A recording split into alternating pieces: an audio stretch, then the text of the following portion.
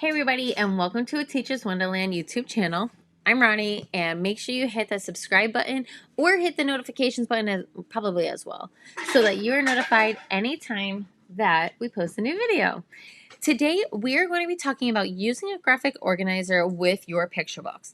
And I love this picture book. So if you don't know this series, it's the You Wouldn't Want to Be series. They have You Wouldn't Want to Be on the Mayflower, You Wouldn't Want to Be an Egyptian, I think it's You Wouldn't Want to Build the Pyramids. All different types. They actually tell you right here. So they said the Boston Tea Party, Christopher Columbus, Medieval Dungeon, a pyramid builder, the Polar Explorer, Pompeii. You wouldn't want to be in Pompeii when it explodes, right? So if you don't know the series, I definitely recommend getting these in your classroom. Today specifically, we're going to be working on Apollo 13. If you don't know the story of Apollo 13, you have three guys that are going to go to space. Whee! And as they're going to, or as they're in space and on the way to the moon, to land on the moon, one of their sides of their rockets explodes. And it's actually the gas chamber explodes because, spoiler alert, it's because somebody dropped it an inch and they didn't realize it. And they realized that it was dropped, but they didn't see any problems. So because they didn't see any problems, it ends up having a massive explosion.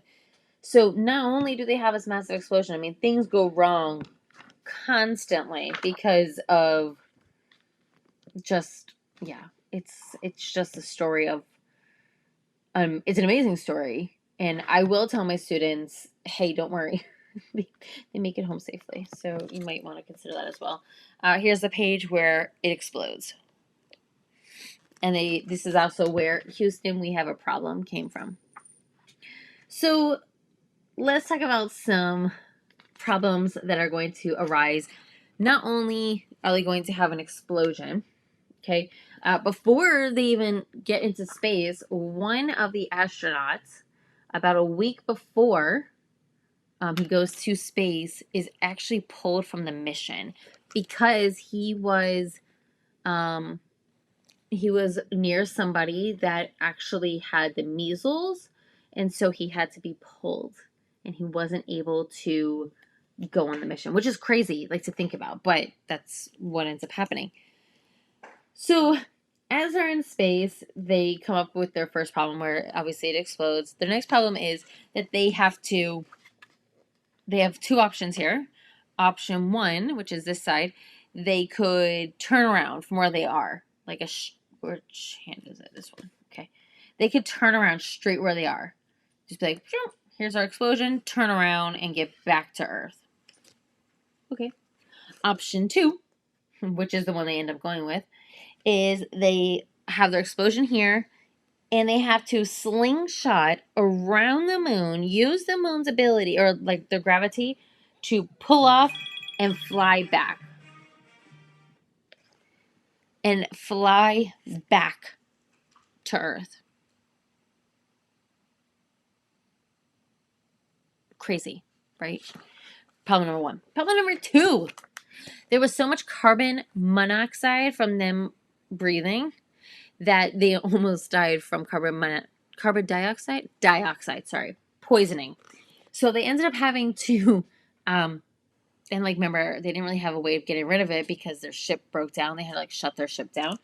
So one of the things they had to do was they had to like make this whole big thing. They had to fit this square piece into this circular piece. They do it, and they had to use a sock to help. They also had no way of getting rid of their pee, and they put that in the book. So again, these are just little problems that really were big.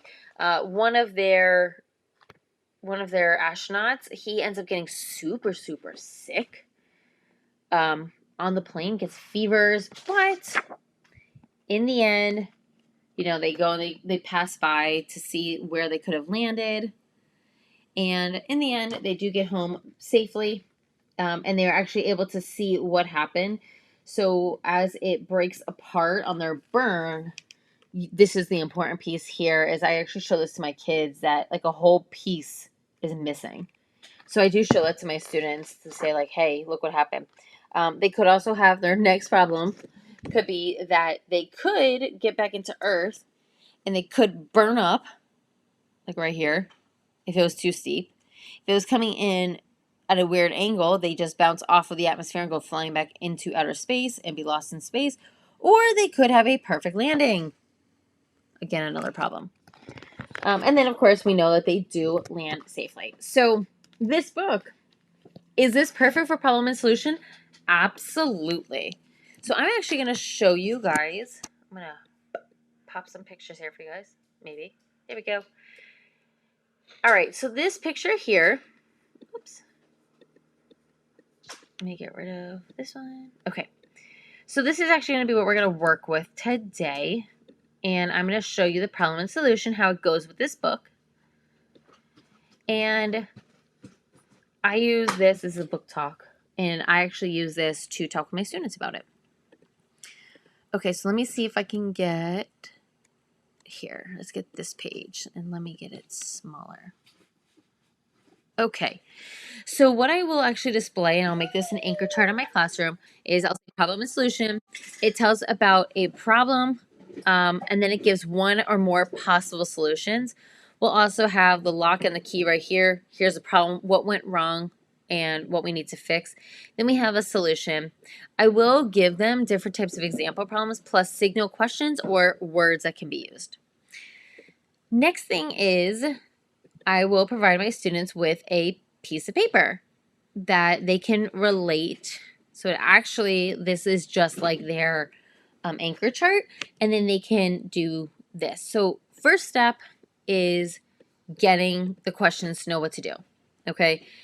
This part right here will actually lead into this. So I will hone in, especially using this book, on the major problem is that they had an explosion. Now, some students will see the minor problems and say, okay, this is all part of this one big problem. It's all because of this one big problem. Or they see every little piece is its own problem. We want them to notice that everything that went wrong went wrong because of this explosion. I know. My coworker here. So everything that went wrong because of this explosion. If they didn't have the explosion, they would have landed on the moon and gotten back with no problem. There wouldn't have been any issues. So what is the main problem? Well, their spaceship, the shuttle, the lunar part exploded, right? Why is there a problem? Okay, and we end up finding out it's because they drop it for an inch. Then I'll ask my students what caused this problem, okay? And I'll ask them, just kind of go into it. So I will say to them, what caused this whole big problem, which, it's the explosion as well. Is there anything being done? There's so much that's being done to solve this problem. For this particular one, you could have that Houston's working on it and they're trying to solve it. And then who ends up solving it? Well, it's going to be all of your engineers from NASA and also the astronauts that are in space. So these are your 5 questions that you can use to lead your lesson in into understanding what the problem was and the solution. Because sometimes they don't understand that there is going to be a solution. Now, what I'll do with this part right here is I will actually have them answer all of the questions on that page and then come here and write the summary of it and take what they have and put it into words. Now, I know I'm going to get comments about this. This is a new release of our Dive Into Reading units, and this can actually be found right in our Dive Into Reading section of our website on teacherswonderland.com. You can also find it on Teachers by Teachers.